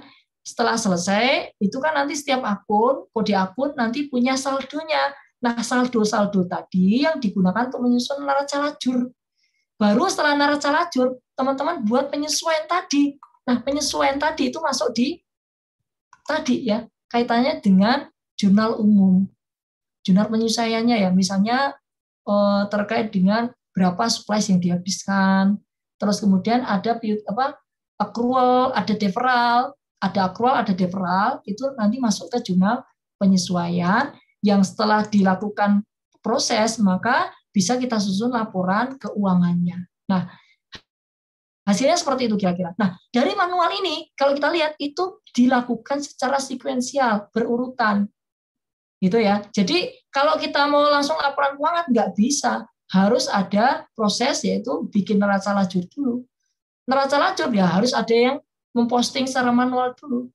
Kalau misalnya mau posting, ada dasarnya jurnalnya. Jurnal itu muncul dari bukti transaksi. Jadi ini saling terkait dan bersifat sekuensial, berurutan. Tidak boleh ibaratnya terbolak-balik. Misalnya setelah jurnal bisa nggak langsung neraca lajur. Dari neraca lajur baru ke posting. Itu nggak bisa seperti itu. Jadi harus berurutan. Beda dengan sistem yang berbasis komputer. Nah, bedanya di mana? Bedanya adalah sekali kita merekam bukti transaksi ke dalam aplikasi, nah, ini kan sudah masuk database. Kalau sudah terekam pasti masuk database. Nanti dari database kita terserah mau buat apapun bisa. Mau buat buku jurnal umum bisa, mau buat neraca lajur bisa, mau menyusun laporan keuangan juga bisa. Dan tidak harus melalui tahapan yang berurutan seperti ini. Pak, kalau mau nyetak laporan keuangan bagaimana? Apakah lewat neraca lajur dulu kita cetak atau print? Nggak perlu. Langsung aja kita tarik menjadi laporan keuangan. Itu bedanya di situ. Oke, maka sekali lagi cara mengauditnya juga beda. Kita tidak bisa menggunakan cara-cara yang konvensional seperti audit manual. Audit manual kan misalnya dari laporan keuangan kita telusuri ke belakang. Ini angka di laporan keuangan bisa ditelusuri ke neraca lajur. Nah, dari neraca lajur kita bisa telusuri juga ke buku besar ya. Ini kok neraca lajur. Ini general ledger ya, bisa kita telusuri ke sub ledger ya, buku besarnya. Nah, baru kemudian kita telusuri ke dokumen sumbernya. Jadi biasanya arusnya adalah berkebalikan dengan alur proses akuntansi. Nah, apakah audit seperti ini? Sebenarnya enggak juga. Kalau cara ini adalah salah satu teknik untuk audit, yaitu kita menelusuri jejak dari laporan keuangan sampai ke dokumen. Cara ini kita sebut sebagai vouching. Pak, ada cara lain enggak? Ada. Nah, cara vouching itu ada tujuannya. Begitu pula dengan cara lain, misalnya, Pak, bisa nggak kita proses auditnya mengikuti arus proses akuntansi dari dokumen, kemudian ke jurnal, kemudian ke general ledger, baru ke laporan keuangan. Bisa. Kenapa? Karena perbedaan arah kita audit itu menentukan tujuan apa yang mau kita capai. Kalau kita mau melihat apakah transaksinya lengkap atau tidak, maka arahnya adalah searah pembukuan. Jadi misalnya apa? Dokumen ini sudah lengkap dicatat dalam jurnal atau belum? Maka dari dokumen ini yang ada, coba kita lihat di jurnalnya, ada nggak? Kalau ada, berarti lengkap. Kalau nggak ada, berarti dokumennya ini ada yang belum dicatat, alias tidak lengkap. Pak, kebalikannya bagaimana? Nah, kebalikannya adalah misalnya di jurnal. Di jurnal ini ada catatan transaksi. Dokumen buktinya adalah faktur nomor 11. Nah, kita lihat apakah ada faktur nomor 11 di dokumen. Gitu ya. Jadi arahnya seperti arah proses audit ya.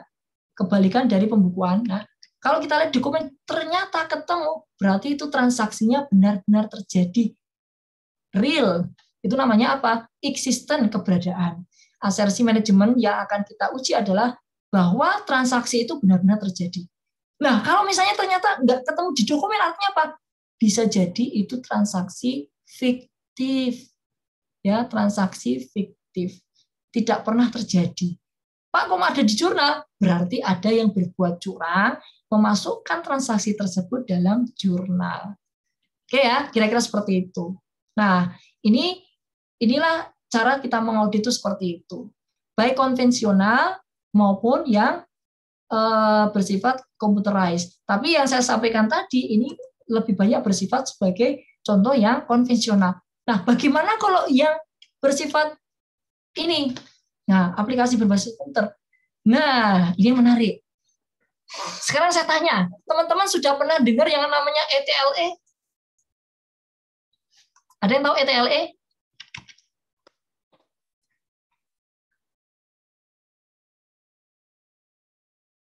Ada yang tahu ETLE? ETLE. Kepolisian? Ada yang tahu? Baru dengar. Belum, Pak. Oh, belum dengar ya. Jadi kepolisian itu mengeluarkan sistem baru. Namanya tilang elektronik. Silakan browsing-browsing. Teman-teman bisa ketik ETLE ya. Namanya adalah Electronic Traffic Law Enforcement. Atau kalau gampangnya adalah tilang elektronik. Nah, sekarang pertanyaannya, bagaimana polisi bisa paham bahwa ada pelanggaran?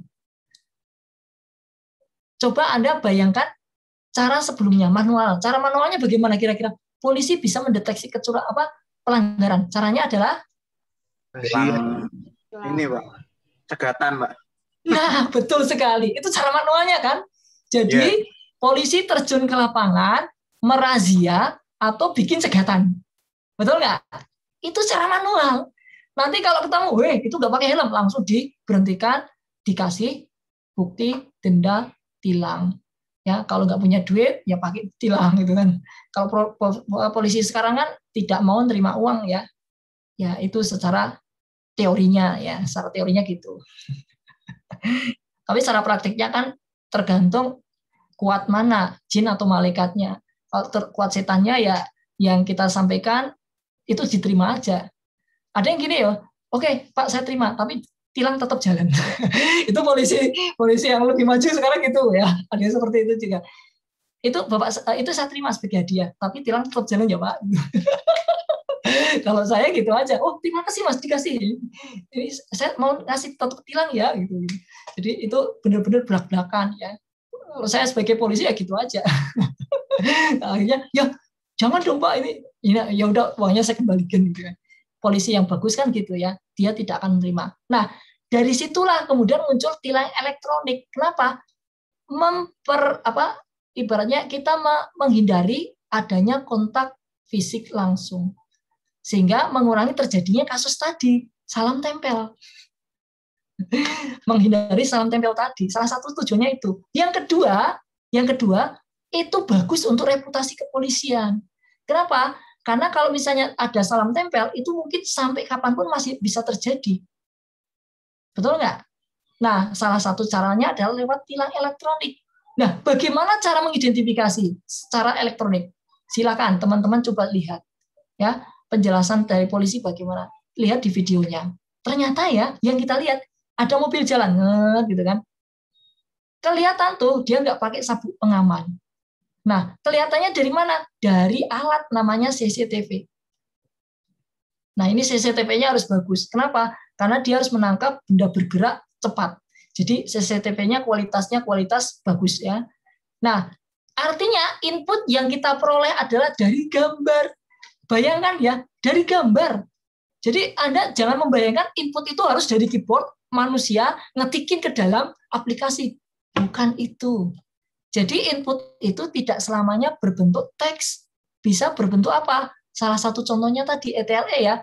Rekamannya dalam bentuk rekaman dari gambar.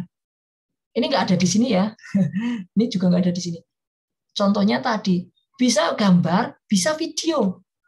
Gitu. Nah, berikutnya yang dilakukan adalah apa? Oke, ini langsung tercapture ada kemungkinan pelanggaran. Ini masih dianggap sebagai kemungkinan pelanggaran. Baru kemudian sama seperti VAR, teknologi VAR yang ada di sepak bola. VAR itu apa? Saya nggak tahu ya singkatannya ya. Tapi yang jelas, oh, oke. Anda lebih paham ya. Jadi referee. Buat wasit ya, alat yang digunakan untuk membantu wasit dalam menetapkan keputusan apakah bola sudah mencentuh garis atau masuk ke dalam gawang atau belum. Intinya kan seperti itu ya. Nah, sama seperti itu. Itu kan menggunakan video. Jadi nanti wasitnya selesai, dia nggak yakin kan, dia ngeliat videonya, udah masuk atau belum? Kayak kemarin ya, Portugal atau Spanyol ya, yang konyol. Harusnya sudah masuk, tapi ya namanya manusia ya, mungkin pada saat kejadian dia lagi ngeblank, lagi mikirin, waduh pacarku lagi ngapain ya gitu, nggak lagi ngeblank kebetulan, sehingga dia tidak melihat bahwa itu sebenarnya masuk misalnya. Gitu ya. Terus dia ngelihat bahwa oh bolanya keluar dari gawang, artinya apa? Itu bukan gol. Semprit langsung, oke, bukan gol. Sorry gitu kan. Kira-kira seperti itu. Nah, tapi dengan menggunakan teknologi itu akan lebih andal lagi. Kenapa? Karena prosesnya ketahuan. Oh, ternyata sudah menyentuh garis dan masuk ke dalam gawang. Itu tidak akan terbantahkan. Betul nggak? Nah, itu salah satu tujuannya juga. Jadi misalnya ada orang yang bilang, "Pak, saya nggak melanggar loh ya." Ntar dulu, ini loh buktinya, kita akan langsung nggak bisa ngomong. Kenapa? Foto bicara. Video sudah berbicara. Gitu kan. Ini buktinya, fotonya pada jam sekian, detik sekian, Anda melakukan tindakan pelanggaran. Ya, misalnya apa? Ya tadi, tidak pakai sabuk pengaman dan seterusnya. Jadi, itu yang kita lihat ya, di lapangan ternyata apa? Oh, inputnya itu bisa beragam. Kalau misalnya teman-teman ke kasir, ya inputnya dalam bentuk apa? Ada apa misalnya ini produk ya, di sini ada barcode-nya, kemudian tinggal di-scan. Nah, itu menggunakan tambahan alat. Oke ya, sama seperti yang saya ketahui. Nah, intinya adalah ternyata dari capture itu sudah unik. Dari input itu sudah unik, maka kita lakukan pengujian di inputnya. Berikutnya, setelah di-input, maka ini masuk ke komputer program, diproses. Nah, komputer program itu memproses, ya, sehingga kemudian setelah selesai diproses, masuk ke dalam database. Nah, setelah masuk dalam database, data ini kemudian bisa diolah menjadi laporan atau berupa output. Ya, outputnya apa? Bisa jurnal, bisa buku besar, bisa laporan keuangan. Cuma bedanya adalah apa? Aplikasi yang digunakan untuk input dan digunakan untuk menghasilkan output itu beda. Sama-sama menggunakan database, ya, tapi laporannya atau programnya itu digunakan program modul yang berbeda. Makanya yang terjadi di lapangan, terus bagaimana auditnya, Pak? Nah, auditnya kita tidak perlu berurutan, tapi kita mengaudit, ya, misalnya inputnya, aplikasinya oke atau tidak, kita lihat. Kemudian untuk menghasilkan output, bagaimana pemrosesannya, betul atau tidak, kita lihat program untuk menghasilkan output. Datanya benar atau tidak, kita akan uji substantif validitas terhadap datanya. Oke, jadi ini yang akan kita lakukan pengujian. Kira-kira seperti itu.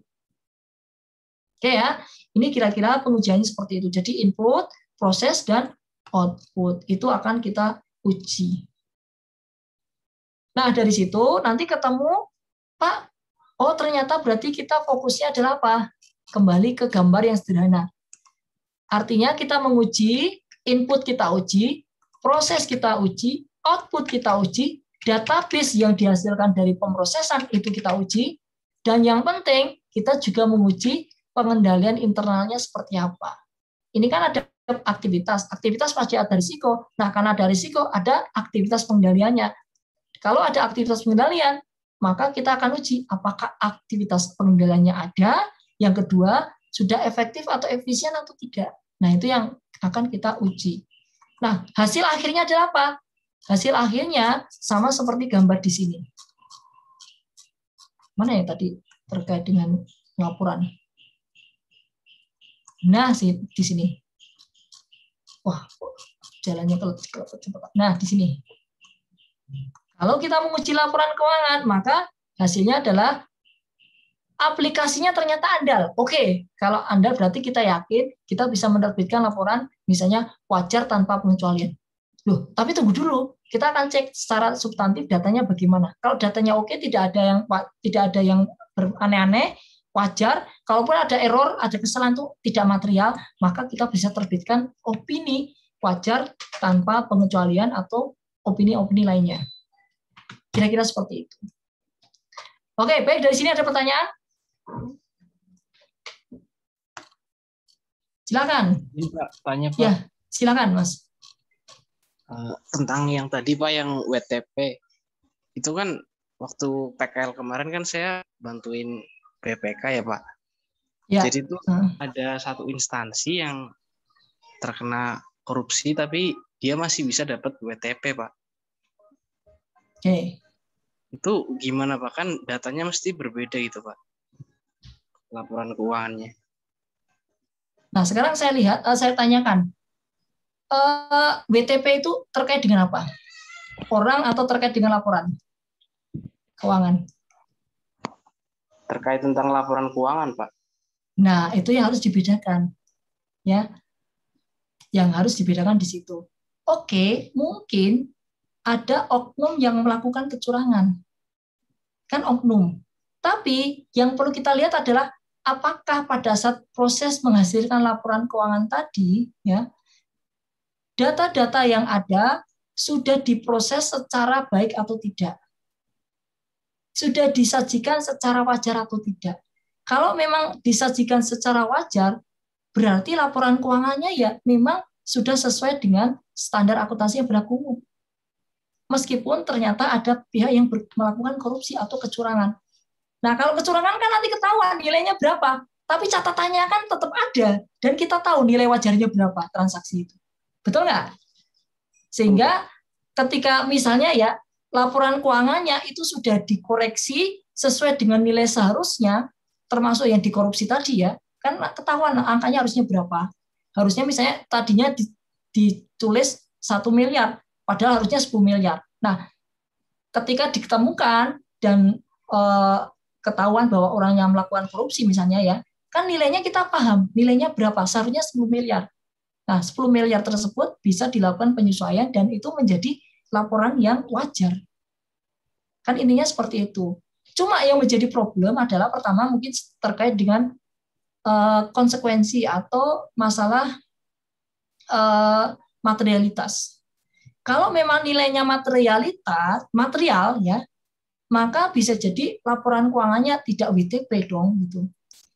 Material sekali sehingga bisa kita nggak yakin seharusnya nilainya berapa. Tapi kan biasanya uangnya itu sudah jelas. Kita dapatkan 10 miliar. Nah, yang masuk dalam laporan keuangan, yang disajikan dalam laporan keuangan berapa? Kalau tetap 10 miliar, berarti kan nggak ada yang ya nggak ada yang salah di situ. Betul nggak? Yang salah adalah mungkin pemanfaatannya. Ternyata 10 miliar itu dimanfaatkan untuk ABCD yang lainnya yang memang itu tidak sesuai dengan seharusnya. Gitu. Tapi kalau misalnya Pak ini ternyata digunakan untuk kepentingan pribadi, ya terus kemudian aplikasinya bisa dilakukan misalnya ya kita pelakunya bisa mengutak-utik transaksi yang ada dalam laporan dalam aplikasi maka auditor sebenarnya harusnya ya dia ragu-ragu. Kalau memang bisa diutak-utik, berarti angka yang keluar bisa nggak saya andalkan? Gitu ya. Kalau memang tidak bisa diandalkan, ya udah. Kita mungkin tidak memberikan pendapat, itu lebih aman. Ya, kenapa? Karena kita nggak yakin itu. Intinya bagaimana? Karena intinya gini. Ini ya. Sekali inputnya itu sampah, maka outputnya itu akan sampah pula. Itu namanya GIGO. Jangan tambah macam-macam loh ya. Jangan ditambah macam-macam loh ya. GIGO namanya nih. Garbage in, garbage out. Sampah masuk ya output yang keluar juga sampah juga. Gitu. Intinya seperti itu ya. Itu yang perlu dipisahkan antara pencatatan yang wajar dengan kecurangan. Ya. Nah, kalau kecurangan itu sifatnya bersifat sistemik ya. Misalnya dari aplikasi ya, prosedur dan aplikasi yang memang tidak memadai, maka auditor ya seharusnya tidak bisa memberikan WTP. Gitu ya. Karena aplikasinya memang ternyata tidak ada Pak warning atau yang mencegah terjadinya kecurangan tadi. Kalau memang seperti itu, ya, kalau saya pribadi tidak akan dikeluarkan sebagai WTP. Tapi kalau memang aplikasinya mengolah secara benar ya dan hasilnya angkanya disajikan wajar seperti seharusnya, maka ya meskipun ada hal-hal yang misalnya tadi ada koruptor ketangkap, ya tetap aja ini laporan keuangannya nggak ada masalah. Yang bermasalah adalah oknum yang ada di situ. Ya, jadi kalau misalnya Pak, ini udah waktunya habis ya. Sebentar.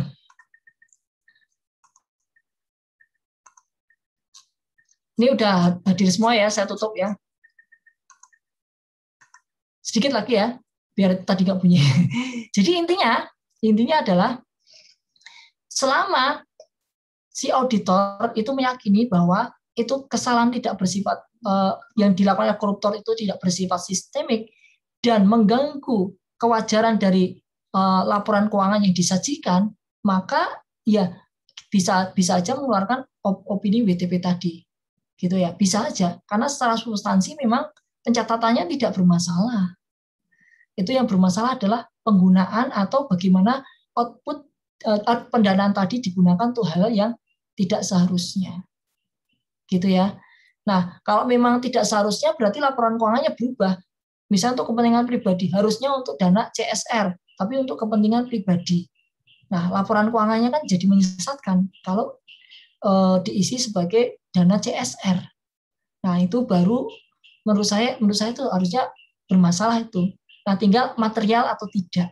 Sistemik atau tidak. Sistemik dalam artian kesalahan tersebut ke depan masih mungkin terjadi lagi nggak dengan sistem yang ada. Kalau dengan sistem yang ada masih kemungkinan terjadi, ya hati-hati.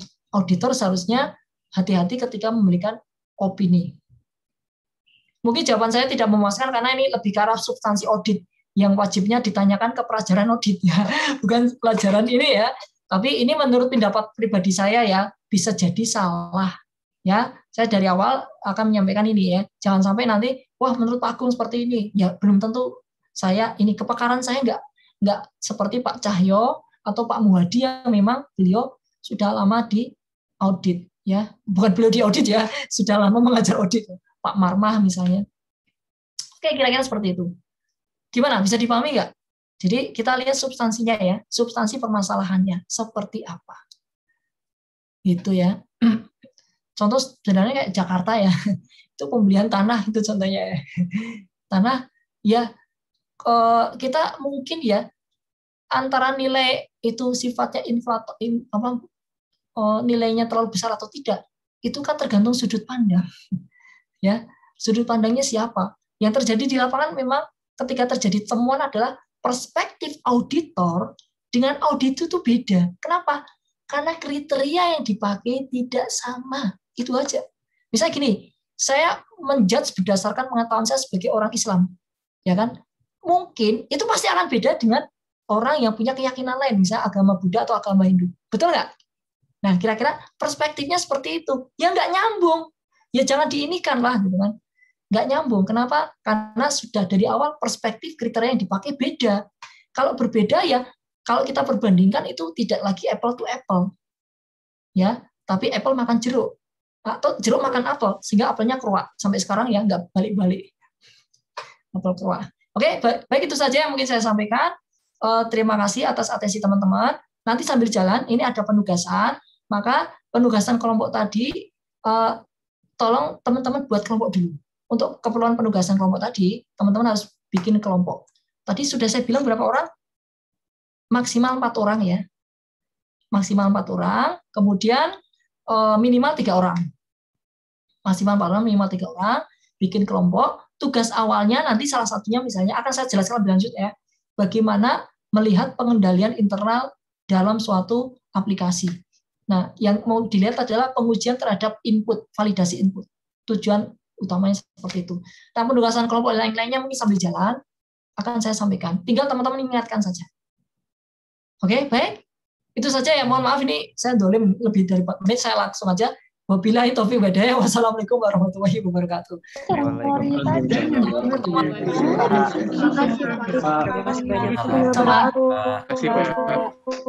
Jangan lupa dibaca materinya, PowerPoint-nya ya. Baca aja. Silakan. Itu konsep. Baik, Pak. Saya tutup ya.